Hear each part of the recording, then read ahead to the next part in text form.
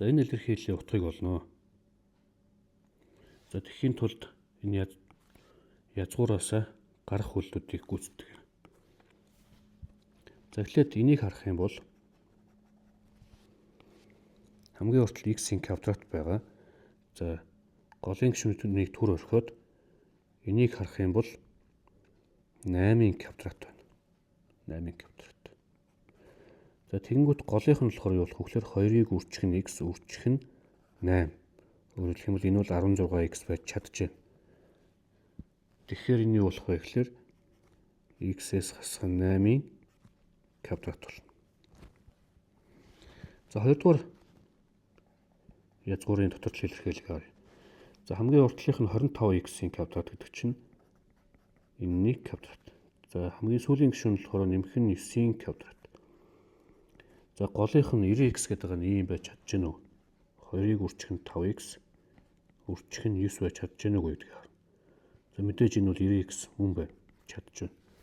Тэгэхээр энэ бас томьёо ёсоор 5x дээр нэмэх нь 9-ийн квадрат болно.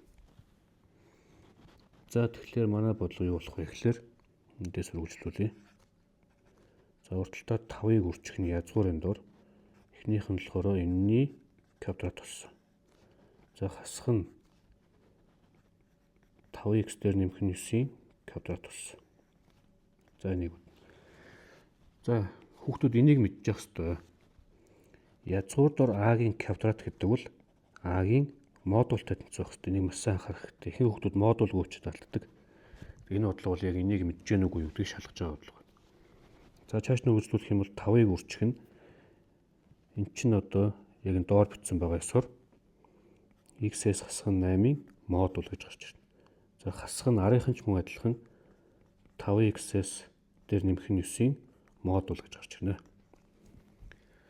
За модуль гэдэг бол юу байдаг вэ гэхээр бас бүгдөө мэдчих ёстой. За энэ а тооны модуль гэдэг бол хэрвээ а тоон тэгээс их уу тэнцүү байх юм бол өөрөө гарч ирдэг. Хэрвээ а тоон тэгээс бага байх юм бол хасах тэмдэгтэй байх юм бол урталт нь хасах тэмдэг тавиад нэмэх болгодог. Ийм дүрм байдаг. За бодлогын нөхцөл дээр ингэж өгсөн байна. X нь хас 2-оос бага гэж. Тэгэхээр x нь хас 2-оос бага үед одоо жишээлх юм бол энэ яах вэ гэхээр үргэлж хасах тэмдэгтэй байх юм байна. Хасах тэмдэгтэй. За энэ ч бас адилхан хасах тэмдэгтэй, үргэлж хасах тэмдэгтэй. Өөрөөр хэлбэл хоёулаа ийм байна гэсэн үг. Тэгээс бага. Тэгээс багагаа юмнуудыг модулоос гаргахын тулд урталт нь хасах тэмдэг тавьж гаргана гэдэг ийм дүрм байна. Энэ дүрмээсээр юу болох вэ гэхээр за 5-ыг үржих нь 5 нь бол байж байгаа. Энийгээ бид нэр x-ээс хасах нь 8 болгоод урталт нь хасах тэмдэг тавина. За тэр урталтанд байгаа тэмдэг нь энд нь өччих. Өөрөөр хэлбэл энэ чи юу болох вэ гэхээр x-ээс хасах нь 8 гээд урталт нь хасах тэмдэг тавина гэсэн үг. За дараагийнх нь мөн адилхан 5x дээр нэмэх нь 9 гээд урталт нь хасах тэмдэг тавина. За тэгээ энэ маань урталтаа хасах тэмдэгтэй байгаа гэдгийг анзаарах юм бол энэ хасах тэмдэг энэ хасах тэмдэгтэйгээр нийлээд нэмэх болоод 5x дээр нэмэх нь 9 болно. За энийг эндээс үргэлжлүүлье. Хасгаалтаа задлах юм бол хасах 5x нэмэх нь 40 боллоо. За энэ дээр нэмэх хаалтаа задлах юм бол 5x дээр нэмэх нь 9 боллоо. За тэгэнгүүт хасах 5x нэмэх 5x-тэйгээ устлаа. Тэгээд үлдэж байгаа 40 дээр 9-ийг нэмээд 49 гэсэн хариу гарах нэ.